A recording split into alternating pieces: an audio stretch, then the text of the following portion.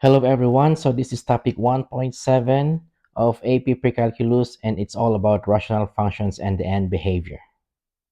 Directions: for each of the following, determine if the given rational function has a horizontal asymptote. If it does, write the equation of the horizontal asymptote. So we are just going to determine if it has a horizontal asymptote and we're just going to write the asymptote. Okay, number one, let's look at number one. So we can see in here that the numerator and the denominator's degrees are the same. So we can say that the numerator is equal to the denominator. Therefore, the horizontal asymptote is going to be the ratio of the coefficients a all over b. So let's look at this part. F of x is equal to, let's just get this part.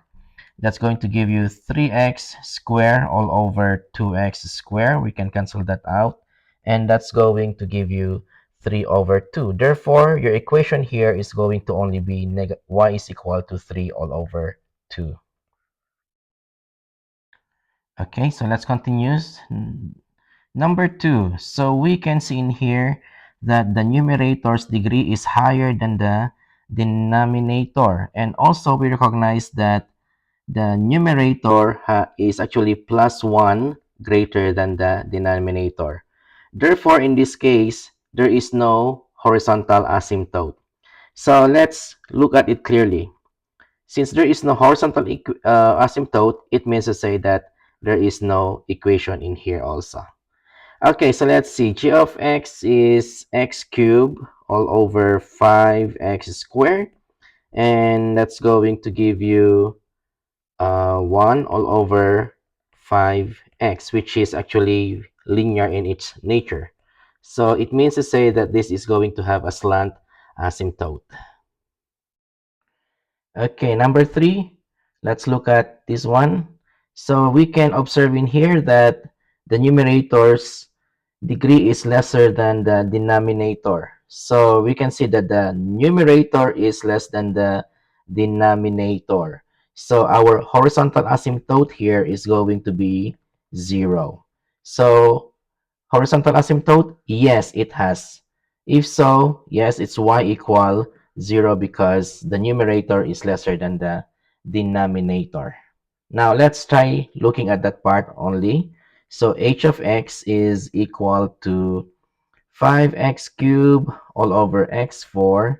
That's going to actually give you 5 all over x, and that's going to be lesser than 0. So that's going to lead you to have a horizontal asymptote of y is equal to 0.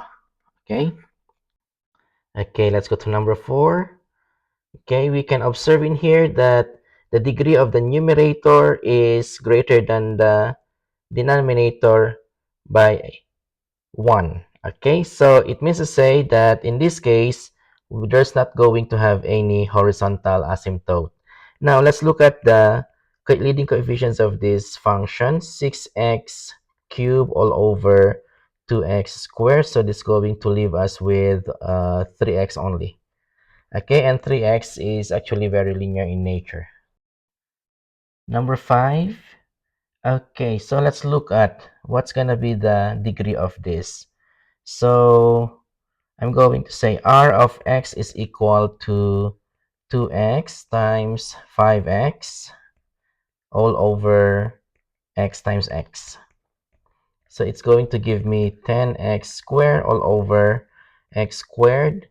So that's going to give me 10 only. So horizontal asymptote, yes, it has a horizontal asymptote. And the asymptote is going to be y equals 10. Okay, number 6. Now let's look at this function. First, we're going to say q of x is equal to x squared raised to 2. That's going to be 3x over 3. Is going to give you x raised to 4. And then this is going to be 3x cubed. So this is going to give me 1 over 3x. Okay. So is there any horizontal asymptote for this function? I don't think so. Number 7, so let's look at this function. If I'm going to look at this function, I can say that that's going to be 3x squared all over 2x squared. So this is going to give me 9x squared all over 2x squared. It means to say, cancel this out, is going to give me 9 over 2.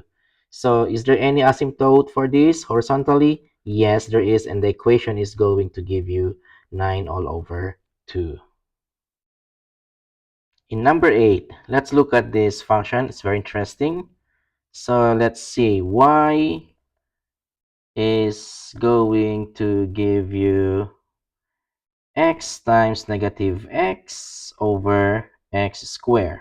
Okay, it should be square. So that's going to give you negative x squared all over x squared, which is negative 1. So is there any horizontal asymptote for this function? Yes, and the equation is going to be y is equal to negative 1. Okay, number 9, let's look at this one. This is very interesting.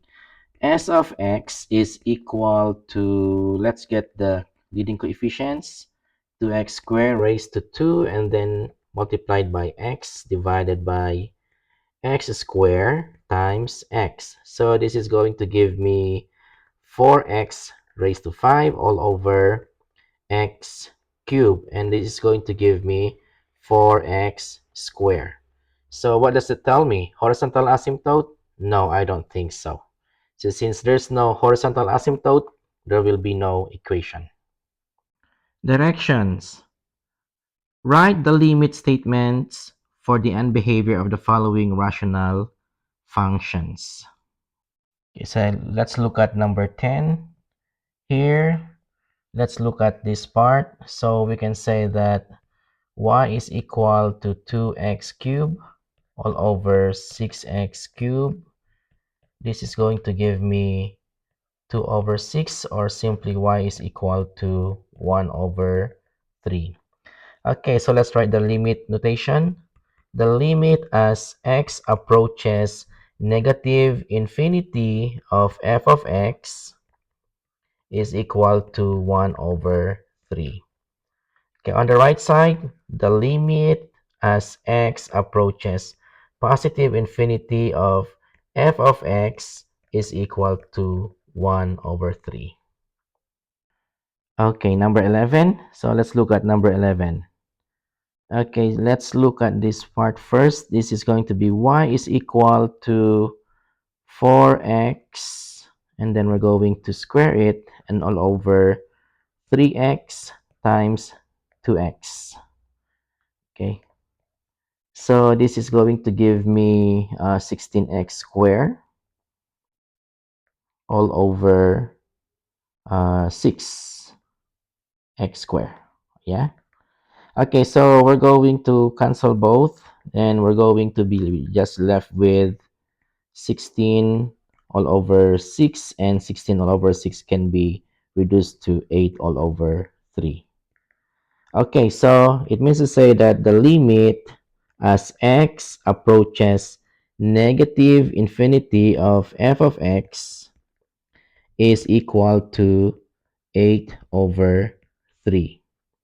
Right side, the limit as x approaches positive infinity of f of x is equal also to 8 over 3. Okay, number 12. Okay, let's look at this one.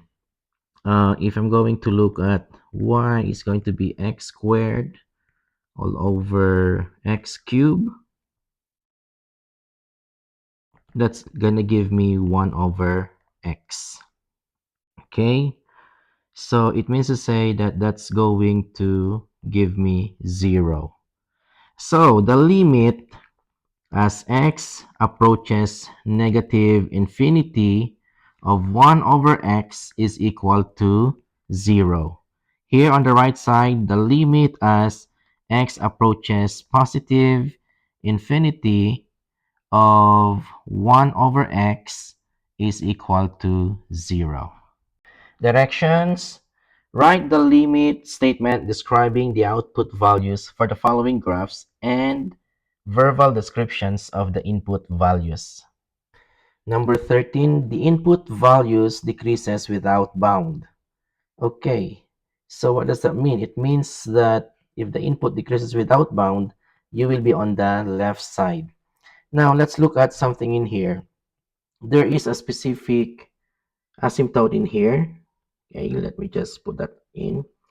You can see that asymptote that the function is really approaching, and that's going to be a value of -1.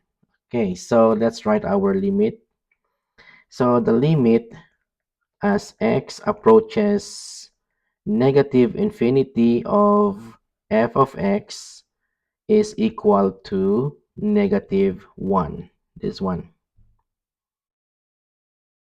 Okay, number 14. The input values increase without bound. Okay, increase without bound, the input values. It means to say that we are going to be on this side of your graph. Okay, so what else can we take note on this?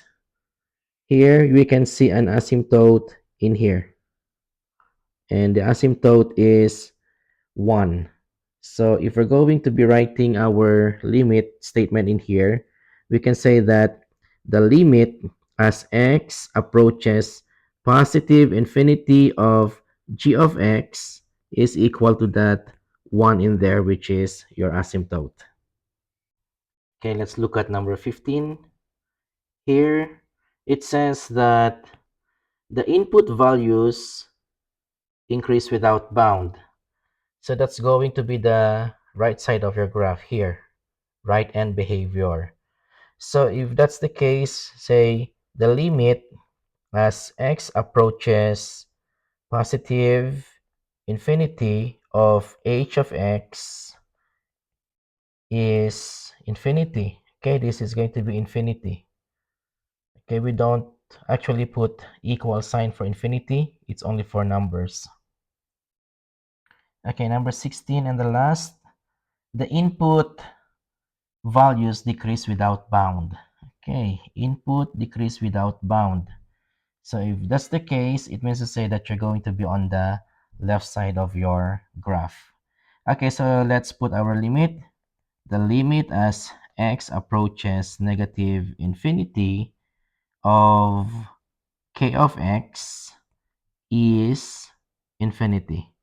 Okay, so I did not use the equal in here because equals is for number. And if it is just infinity, let's just say is. Okay, that's all for this video. Thank you so much for watching. This is all for the end behavior practices of rational functions. If you find this video helpful, share, like, and subscribe. Thank you very much.